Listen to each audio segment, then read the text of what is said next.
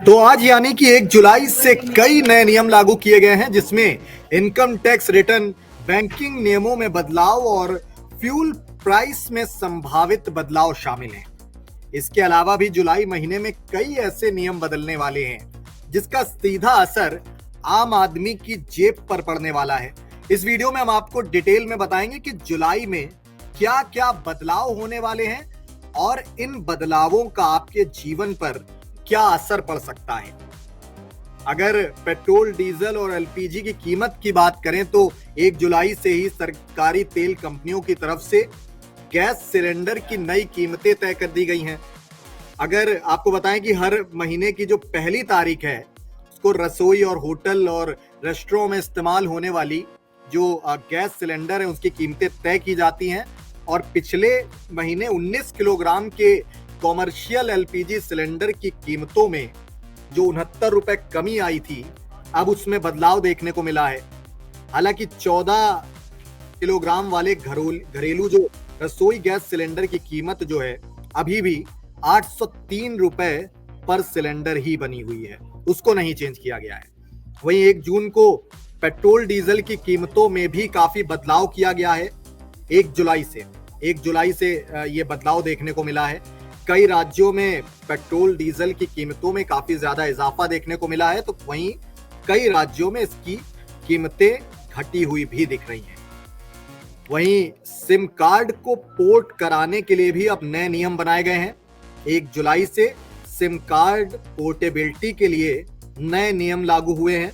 भारतीय दूर संचार नियामक प्राधिकरण यानी कि TRAI ने सिम कार्ड के नियमों में बदलाव करने की घोषणा की है। इसके तहत मोबाइल नंबर को अब पोर्ट कराना आसान नहीं होगा। अब उतने आसान तरीके से आप मोबाइल नंबर अपना पोर्ट नहीं करा सकते। इन नियमों में अब सख्ती बरती गई है। मोबाइल नंबर पोर्ट कराने से पहले आपको एक आवेदन जमा करना होगा।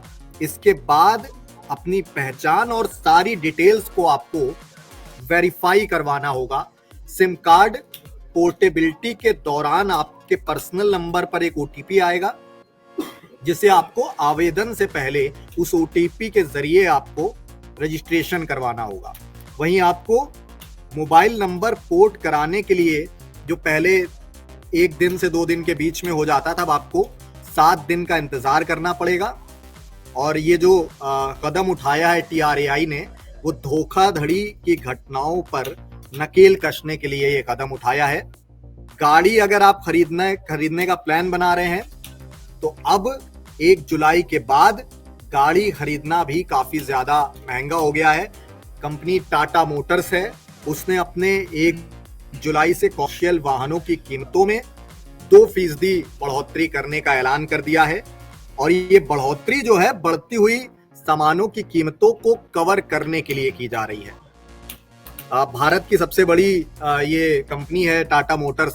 इससे पहले मार्च में भी उसने अपने कॉमर्शियल वाहनों की कीमतों में 2% का इजाफा किया था। अब कंपनी की ओर से यह हवाला दिया गया है कि ये बढ़ोतरी जो है सभी तरह के कॉमर्शियल व्हीकल्स पर लागू हो जाएगी, लेकिन अलग अलग मॉडल और अलग अलग उसके वेरिएंट के हिसाब से आपको कीमत में थोड़ा बहुत अंतर देखने को मिल सकता है। हीरो मोटोकॉर्प की अगर बात की जाए तो उसने भी अपने चुनिंदा स्कूटर और मोटरसाइकिल के अलग अलग मॉडल की कीमतों में 1500 से 2000 रुपए तक बढ़ोतरी करने की घोषणा की गई है। यह हवाला देते हुए कि उत्पादन की ऊंची लागत की वजह से उन्हें ये कदम उठाना पड़ रहा है। ये जानकारी है आपको कि हीरो मोटोकॉर्प जो है वो देश की सबसे बड़ी अब तक की रजिस्टर्ड वाहन निर्माता कंपनी है और कीमत में बदलाव जो है उन्होंने ऊंची लागत, जो उत्पादन में ऊंची लागत हो रही है उसकी वजह से उन्होंने 1500 से 2000 रुपए का इजाफा किया है अपने अलग अलग वाहनों में। वहीं पेटीएम का जो इनएक्टिव वॉलेट जो है अब वो बंद कर दिया जाएगा, ऐसा कहा जा रहा है। पेटीएम की ओर से ही ये जानकारी दी गई है कि 20 जुलाई 2024 को उन इनएक्टिव वॉलेट को बंद कर देगा पेटीएम जिनमें 1 साल या उससे ज्यादा वक्त तक कोई लेन देन नहीं हुआ है। वो सभी पेटीएम वॉलेट जो है वो बंद हो जाएंगे और जिनमें बैलेंस जीरो है उनको भी बंद करने का फैसला लिया जाएगा। 20 जुलाई ये तारीख तय की गई है। जो वेबसाइट है पेटीएम की, उसमें आप देख सकते हैं कि ये लिखा हुआ है कि अगर आपके वॉलेट में पिछले 1 साल से ज्यादा कोई लेन देन नहीं हुआ है और आपका बैलेंस 0 है तो उसे पूरी तरह से अब इनएक्टिव बंद कर दिया जाएगा पूरी तरीके से। और उससे पहले आपके पास एक, जो भी यूजर्स है उनके पास एक मैसेज जाएगा, 30 दिन पहले आपको ये जानकारी दी जाएगी कि आपका जो है बंद किया जा रहा है वॉलेट, पेटीएम वॉलेट। वहीं 12 दिन, जुलाई के 12 दिन जो है उस दिन बैंक हॉलीडे भी है। अलग अलग 12 दिनों में उनके रिजर्व बैंक के हॉलीडे कैलेंडर पर अगर आप देखें तो जुलाई में 12 दिन के लिए इस बार बैंक बंद होने वाले हैं, जिसमें गुरु हरगोविंद सिंह जयंती हो गई, मुहर्रम का त्योहार, अलग अलग राज्यों में इन छुट्टियों के अलावा शनिवार और रविवार की जो साप्ताहिक छुट्टियां हैं वो भी शामिल है। ऐसे में अगर जुलाई में किसी काम से आपको बैंक जाना है तो आप पहले छुट्टियों की लिस्ट जरूर देख लें, क्योंकि 12 अलग अलग दिनों में जुलाई के बैंक बंद होने वाला है।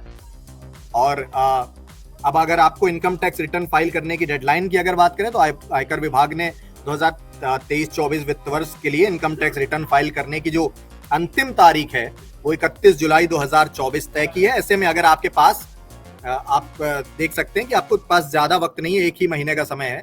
आखिरी दिन होने वाली हड़बड़ी से बचने के लिए आप आज ही जल्द से जल्द टैक्स की जो फाइलिंग है वो पूरी कर लें। और अगर आप इस तारीख तक रिटर्न दाखिल नहीं कर पाते हैं तो भी आप 31 दिसंबर 2024 तक बिलेटेड रिटर्न उसके बाद आप दाखिल कर पाएंगे। वहीं मोदी सरकार के तीसरे कार्यकाल का जो बजट है जुलाई के आखिरी सप्ताह में पेश हो सकता है। इसी जुलाई के आखिरी सप्ताह में पेश होने की उम्मीद है। जो जानकारी रिपोर्ट, अलग अलग रिपोर्ट दावा कर रही है कि वित्त मंत्री निर्मला सीतारमण है 22 जुलाई को आगामी यूनियन बजट पेश कर सकती है। निर्मला सीतारमण ने अब तक वित्त मंत्री के तौर पर अपने जो 5 साल के कार्यकाल है उसमें 6 बजट पेश किए हैं और उनका इस बार ये 7वां बजट होगा। तो आपने इस वीडियो में जाना कि इस जुलाई में क्या क्या बदलाव होने वाले हैं, क्या क्या नए नियम बनने वाले हैं। जानकारी आपको कैसी लगी?